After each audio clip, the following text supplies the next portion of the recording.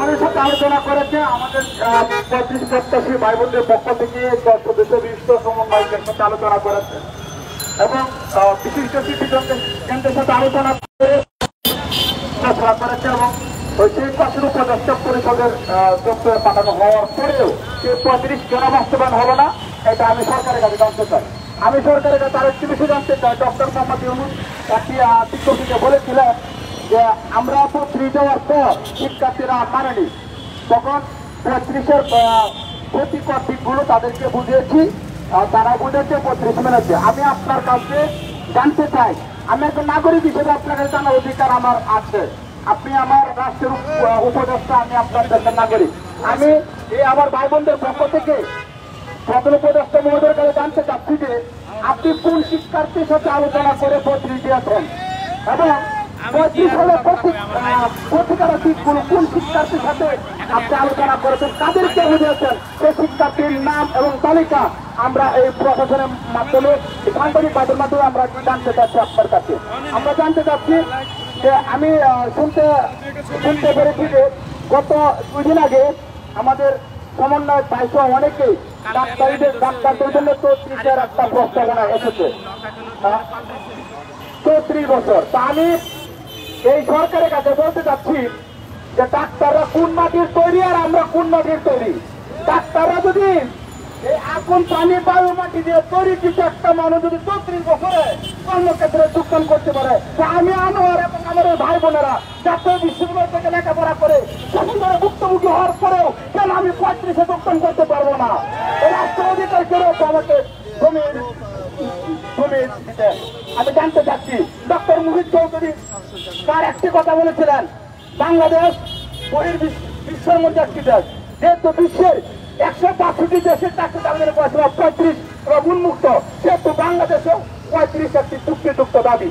তারপরেও কেন মানা হলো না? এই কমিশন কেন গঠন করা হলো? আমাদের সাথে কেন প্রশাসন করা হলো? এক প্রকার প্রশাসন, যে প্রশাসন বিগত আওয়ামী লীগ সরকারে করেছিল, যে আওয়ামী লীগ সরকারের বিরুদ্ধে এই জায়গায় দাঁড়িয়ে আমি বিভিন্ন কথা বলেছি, যে আওয়ামী লীগ সরকার মিথ্যা কথা বলেছিল, যারা প্রশাসন আওয়ামী লীগ সরকারের সময়ে সংসদে মন্ত্রী করার পর একটা কথা বলেছিল যে আওয়ামী লীগ সরকার 27 সৃষ্টি করেছে, আমরা এই জায়গা থেকে আমরা বিরুদ্ধে গিয়েছিলাম। অর্থাৎ আমি বলতে চাচ্ছি, আওয়ামী লীগ সরকার যে সিস্টেমে আমাদের আন্দোলনকে সারা বছর চালিয়ে নিয়েছিল, সেই সিস্টেমকে আপনারা করতে চাচ্ছেন। আপনারা কি চান আমরা বছরের পর বছর মাসের পর মাস একটা দাবি নিয়ে এই রাজপথে থাকি? কেন এই দাবিটা মানা হচ্ছে না? সরকারের কাছে আমি বিনীতভাবে অনুরোধ করছি, আমি একজন বৈষম্য বিরোধী ছাত্র আন্দোলনের টঙ্গী কলেজ শাখার সমন্বয় হিসেবে বলতে চাচ্ছি, এই দাবি অনতিবিলম্বে বাস্তবায়ন করতে হবে। এই দাবি বাস্তবায়ন না করে যদি ডাক্তারদের 34 করা হয়, তাহলে এই 35 আন্দোলনকারীরা বিস্ফোরণ ঘটাবে এই ঢাকার শাহবাগে। ধন্যবাদ সকলকে।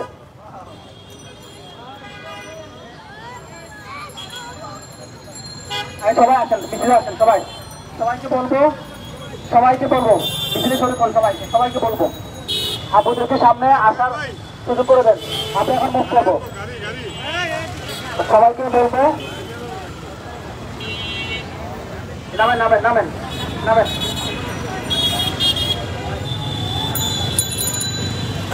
দর্শক, সরাসরি যুক্ত হয়েছি রাজধানীর টিএসসির রাজু ভাস্কর্যের সামনে থেকে। আপনাদের একটি বিষয় জানিয়ে রাখতে চাই যে 35 চাকুরির বয়স, চাকরিতে আবেদনের বয়সসীমা 35 করার দাবিতে কিন্তু দীর্ঘ কয়েক মাস যাবৎ কিন্তু এই কর্মসূচি অর্থাৎ এই আন্দোলন চালিয়ে যাচ্ছে 35 প্রত্যাশীরা।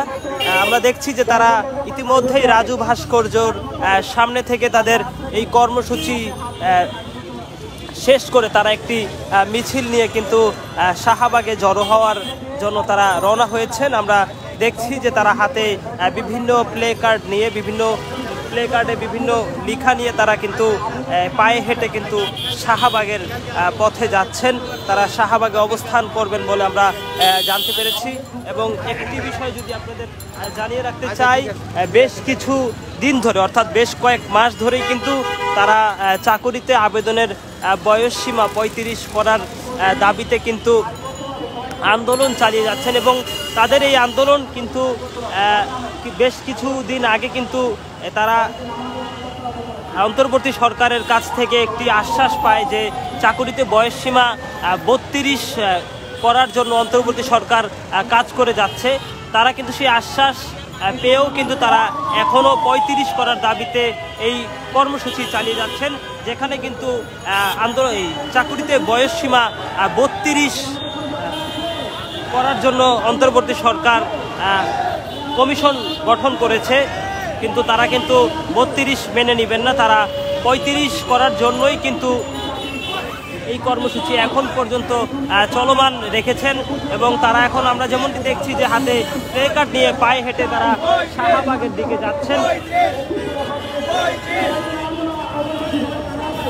সুপ্রিয় দর্শক, আপনাদের সরাসরি যুক্ত করেছি রাজধানীর টিএসসির রাজু ভাস্কর্য থেকে। একটি বিষয় জানিয়ে রাখতে চাই, চাকুরিতে বয়সসীমা 35 প্রত্যাশী সাধারণ শিক্ষার্থী বৃন্দরা কিন্তু ইতিমধ্যেই কিন্তু এই কর্মসূচি নিয়ে তারা শাহবাগে অবস্থান করবেন এবং কিছুক্ষণ আগেই তারা রাজু ভাস্কর্যের